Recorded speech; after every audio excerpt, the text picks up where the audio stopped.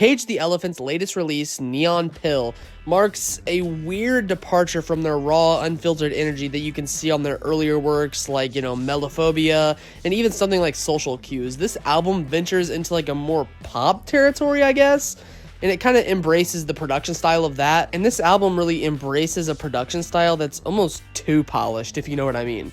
Like, take for example, Bleach, Nevermind, and In Utero by Nirvana.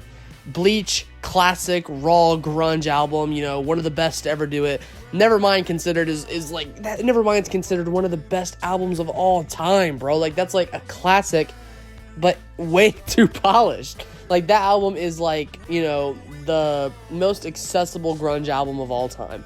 Like, no joke. That is the most polished grunge album you'll ever hear.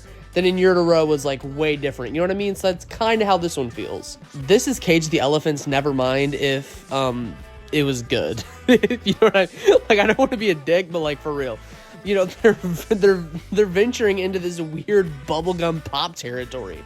This project is filled with, synths and, radio-friendly hooks. Songs like Sugar Rush and Dream Sequence, they have these, happy-go-lucky vibes to them, but like, it's too bright in my opinion. Like, they are catchy. Like, don't get me wrong, these are catchy choruses if they're on the radio, but I'm not going to go and listen to them in everyday life. This shift towards more commercial sounds, in my opinion, comes to the band's expense.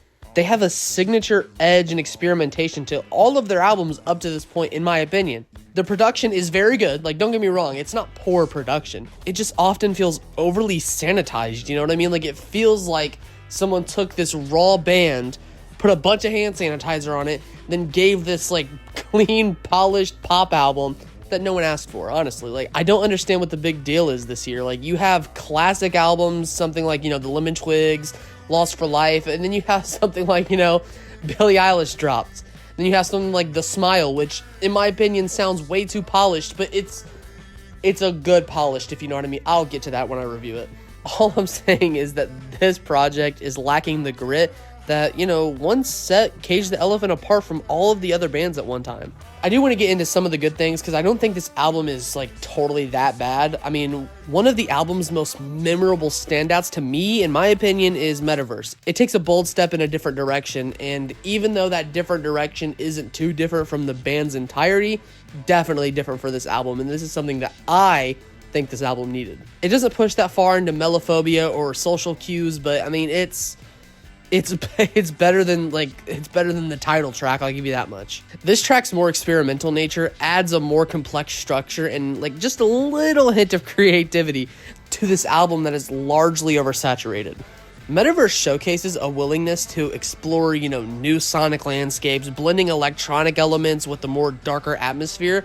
But the problem is, they've done that on better albums. Despite some of the songs sounding a little more experimental, something like a Metaverse, or, a couple of the other tracks have, more experimental for this album, not in general for the band, but just more experimental traits throughout. This record really struggles with coherence.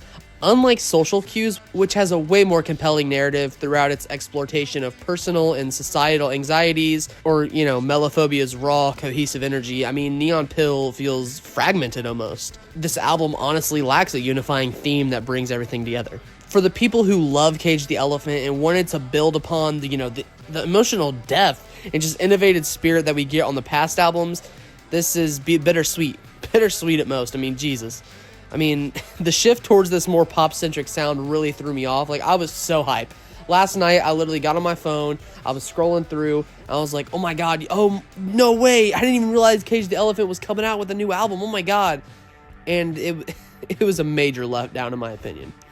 Another aspect of this record that really brings it down for me is the lyrical content. Songs like Bright Lights and Lost in the Noise offer very catchy melodies, I will give it that, but they fall into this weird trap of generic, feel-good lyrics that lack the, introspection and raw honesty that most of their fans have come to, really enjoy. That's the reason why people love their music. That's the reason why I love their other albums. Overall, Neon Pill pretty much polarizes their initial fan base. But for those who do really appreciate the polished, accessible pop rock that you can really find throughout this whole record, you might enjoy it. So, I'm pretty much just speaking for the longtime fans here. You might not love it, but Cage the Elephant is doing something different for them, I guess. As they move forward, I really think it will be interesting to see whether they continue down this pop path or get back to their classic experimental sounds. Like, I mean, that's what I really wanted to see on this record, and it just fell flat, and I doubt that this is going to sell well either. It probably sold actually very well, but for every negative that I did say throughout this video, I have to give it to the band. You know, they did take a huge risk with this album, and even though some of those risks might not, you know, pay off as much as they hoped, hopefully people can still get enjoyment out of this record. My rating, I'm going to give it a 3 out of 10. I was not a huge fan of this, obviously, as you can tell. This record still does have a listenability factor, obviously, but that's just not what I like to see from this band. So, yeah.